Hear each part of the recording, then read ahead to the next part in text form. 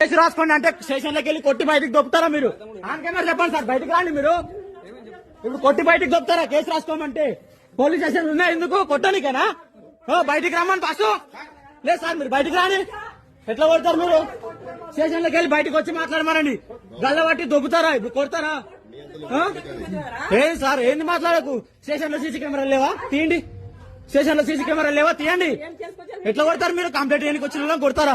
Enquiry చేయండి sir అని అడిగితే కొడతారా? చేసుకుంటురా మీరు? బయటకు వచ్చి మాట్లాడు సార్ నువ్వు ఫస్ట్.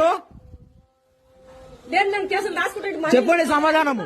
ఇది రేపటి లోపు అన్ని న్యూస్ ఛానల్లో చూపించి మీ పైన ఎస్ఐ సార్ పైన కంప్లైంట్లు ఇప్పించి ఇది చెప్పదు చూడండి. మీరు స్టేషన్ కి కంప్లైంట్ పెట్టుకోని కానీ మాట్లాడాలి.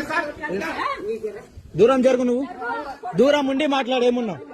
ఆల్రెడీ ఆన్ రికార్డ్ ఉంది. 4 డివైస్ వల్ల ఆటోమేటిక్ గా రికార్డ్ అవుతుంది. నువ్వు తీసినా కూడా నువ్వు దూరం జరిగి మాట్లాడు. ఫస్ట్ దూరం జరిగి మాట్లాడు.